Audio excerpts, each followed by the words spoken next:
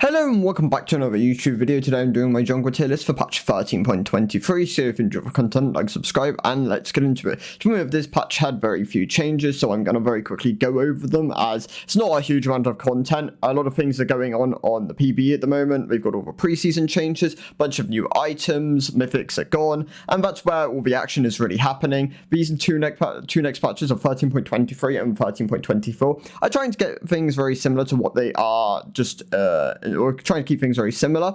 You're not going to see a huge amount of changes. However, I believe this patch and next patch are kind of like attempts to make some quality of life changes and make some champions feel a bit better from where they are currently. So Trundle is the only champ which really got buffed this patch. He is moving up towards the high end of the A tier. He received +1 AD growth, and that is a really big start towards Trundle. He also lost 10 mana on Q, so that goes from 30 down to 20, which is also a pretty big change. Definitely helps top Trundle more than jungle Trundle. The jungle Trundle doesn't really run into mana issues. However, +1 AD growth is really important for the likes of Triforce and Sterix Gauge. These two items really heavily scale off AD growth. Alongside that, he is now just performing a lot better because of the meta shakeup, the meta shifts. Some of the tanky junglers he does beat quite heavily. He does struggle into AP champions, but as your primary kind of like stat checkers, Nocturne, Briar, he does win quite well into both these champions as long as he doesn't fall too far behind. Yeah, make sure you're going the likes of Triforce, Titanic Hydra. I don't know if Shojin's that optimal on him. I haven't seen a huge amount of games of it, but I can definitely tell you Sterix is a very good option. You can then pick up a Spirit if you're looking for a bit more shielding and healing. You can also pick up things like Death Stance if you're looking to be a bit more fighter and armor heavy. GA is still a decent option. You can also pick up things like Gargoyles if you're going more durable. The AD growth definitely does help with allowing options of more tanky stats. Bork, still an option within his kit. He can still definitely itemize this without really losing well, he does lose a lot of durability. That is something you do have to keep in mind, but as he's getting lifesteal back, he doesn't lose as much durability, and having more DPS is very important in certain matchups, so it can be quite a nice item to pick up. Overall, definitely performing a lot better. Remember to pick up an early tier mat, and then yeah, Triforce, Titanic, lots of strong options there, definitely in a better spot. Very close towards the S tier, just not quite there at the moment. Jarvan is going to move down to the A tier. Jarvan is definitely weaker. He lost 2 seconds on his Q at max rank. Going from 10 to 6 seconds to 10 to 8 seconds is a really big nerf towards him. However, he was already in a really strong spot, and enough like that definitely puts him more in line with the rest of the jungle pool, so he's more of a balanced state. Definitely on the higher end of the balanced state, and you can argue that because he's so simple and has so many tools within his kit, he should be lower down, but for the most part, definitely in a better spot, less spammy. Still want to itemize the likes of either Showbreaker, Gore Drinker into your Shojin, and you should be good to go.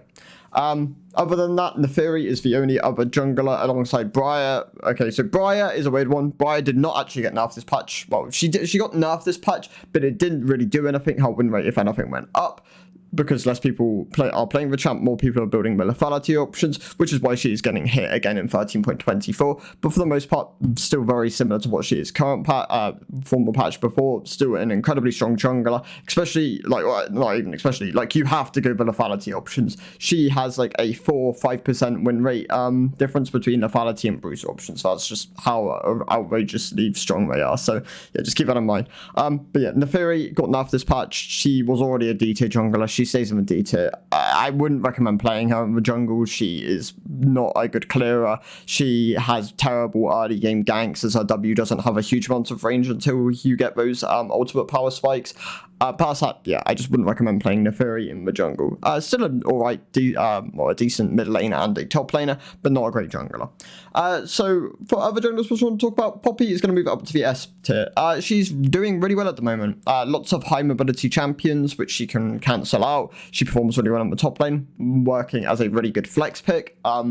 her damage is really high. The likes of Iceborne and Divine Syndra make for great first options. You almost always want to go Deadman's as a second option, but you can kind of itemize either tanky, you can maybe pick up something like a Sterix Gauge. These items do work on her, but yeah, in a really good spot at the moment. Wins against a lot of the jungle meta. Her kit can be really frustrating to play against, and she doesn't clear too poorly either. So yeah, keep that in mind. Poppy is a really strong jungler at the moment. Yeah, definitely consider picking up if you're looking for a different tank to play. Master Yi is another champ which I just want to emphasize how strong he is at the moment. He is in a really good spot after the E buffs, where it went from 18 seconds flat to 14 seconds flat. This is a huge clear speed buff. It was it's a DPS buff when later on into the game, because you can now usually rotate E 2 times within a fight rather than just the first instance of it, as you can use your E with your Q, get some true damage through that, and then have a bit more uptime if you get an R refresh, stuff like this. Really important for E, in a really good spot. They also then put the AD ratio back on the pet, which also really helped E, so really good at clearing, really good damage, has really good itemization at the moment, and then is in a very strong spot. So yeah, Yi, definitely a jungler which I would recommend picking up. He's not as low elo skewed as he used to be though, but he still definitely functions quite well in low elo. If people aren't using a CC correctly, then he can then he can thrive. If they are using a CC accordingly, then he's not as punished as he used to be, but definitely struggles more in a controlled environment. You just don't tend to see that as much in Soda Cube. So yeah, definitely in a really strong spot. For the most part, the game's definitely going to stagnate. There aren't a huge amount of jungle changes next patch from what I remember. I know Mordekaiser is getting some shifts towards pushing him more on the AP side of things rather than durability, which might tread water within the jungle.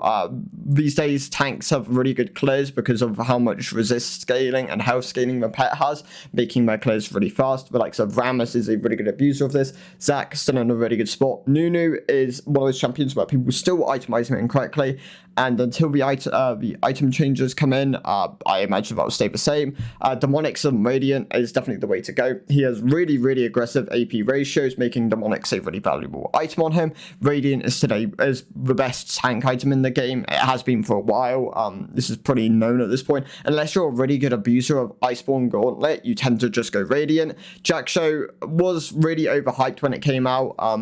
It used to have resist, which didn't require, but it used to not scale off bonus resist. It used to be flat. When it scaled off bonus resist, people were still kind of going crazy over the item, but it definitely been nerfed through that kind of interaction. It's not as good as a spot, but some champions can still use it. Overall, yeah, Radiant is in a really good spot. Heartsteel is kind of bound to certain champions like Mundo and Tarm, which have really aggressive health scaling ratios.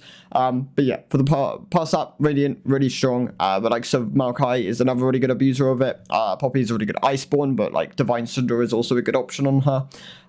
Trundle can go Iceborne, but I'd still recommend just going with Triforce, as that build path has been buffed. Other tanks, Skarner is a weird one. He can kind of go tanky. He can also go for Triforce variation, which is like Triforce Cleaver. Lucidity is really getting a lot of haste through that build and kind of just chunking people by being really aggressive CDs. But yeah, overall, jungle meta is in a bit of a weird spot. It's mostly ran by like AP champs and very aggressive like lethality bruisery champions, which is like your Briars, your Nocturnes, Graves to a degree. The champions which have really strong time abusing certain items. Nocturne's case, Shojin and Showbreaker are really good on him. Briar's case, lethality is really, really strong. And for Graves, he is a really good abuser of like hybrid lethality crit, which makes him really good. But yeah, those are my thoughts for jungle meta. Thank you guys for watching. I'll see you in the next one. Goodbye.